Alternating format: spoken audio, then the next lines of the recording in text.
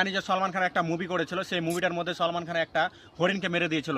সেই হরিণটাকে মেরে দেওয়ার কারণে সলমান খানকে জেল খাটতে হয়েছিল এবং তার উপরে কেস হয়েছিল। আজকে তেলেঙ্গানায় যে এত বড় একটা ফরেস্টকে নষ্ট করা হচ্ছে, সেই জঙ্গলটাকে মানে নষ্ট করা হচ্ছে জিসিবি দিয়ে এবং বুলডোজার চালিয়ে। আর সেই জঙ্গলের মধ্যে কতগুলো হাজার হাজার লাখ লাখ পশু পাখি থাকতো, সেই আবলা জানোয়ারগুলো আজকে বেঘর হয়ে যাচ্ছে। তাদের চোখের জল, তারা কান্নায় ভেঙে পড়েছে। তাদের কান্না শুনলে মানে কি নিজেদের চোখে জল আসে, নিজেদের বুক ফেটে যায়। আজকে সরকার কেন চুপ?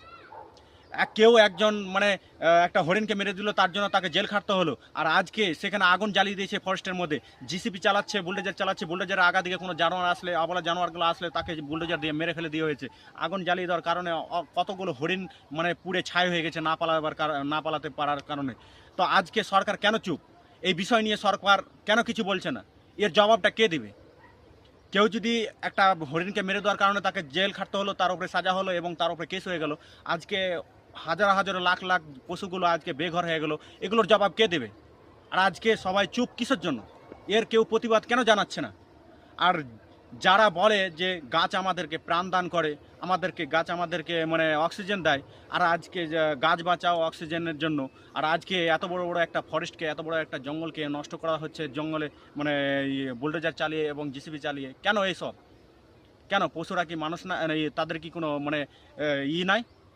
তাদের উপরে কোনো মানে নাই? মানুষের যখন যেরকম কষ্ট, সেরকম একটা পশু পাখির ধরো একটা কষ্ট আছে।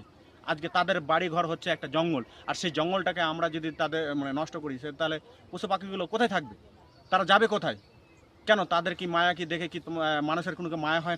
মায়া হচ্ছে না কেন? তাদের কি মানে আমাদের যেরকম কষ্ট হয়ে আমরা যেরকম ভেঙে পড়ি, তাদের তো আজকে বেঘর, আজকে কতগুলো পশু পাখি মারা যাচ্ছে, সেই বিষয়গুলোকে নিয়ে একটু কি নিজেকে খারাপ লাগছে না? কেন এসব কিসের জন্য? এগুলো কে জবাব দেবে? আজকে সবাই কেন চুপ আছে? আজকে সেই বিষয়টা নিয়ে কেন অ্যাকশন হলো না? এত বড় একটা ফরেস্টকে নষ্ট করানো হলো, এতগুলো মানে পশু পাখি মানে মারা গেল, তারা বেঘর হয়ে গেল, এগুলোর জবাব কে দেবে? আর আজকে এই বিষয়গুলো নিয়ে সরকার চুপ আছে। তা আমি বলতে চাই সরকারকে এবং সবাইকে যে পশু পাখি এগুলো আবলা জানোয়ারের উপরে অত্যাচার করা বন্ধ করুন এবং এ ধরনের জঙ্গলকে এবং গাছকে কাটা বন্ধ করুন। এসব মানে প্রচুর অন্যায়জনক বিষয়। হ্যাঁ, গাছ আমাদেরকে প্রাণ দান করে, আমাদেরকে মানে অক্সিজেন দেয়। আর যদি আমরা গাছ কেটেই ফেলবো, তাহলে আমাদের অক্সিজেন কোথায় যাবে? আজকে এই আবলা জানোয়ারগুলো যাবে কোথায়? তো আমার রিকোয়েস্ট থাকবে সবাইকে, আর এই ভিডিওটাকে অবশ্যই শেয়ার করো যাতে এই ভিডিও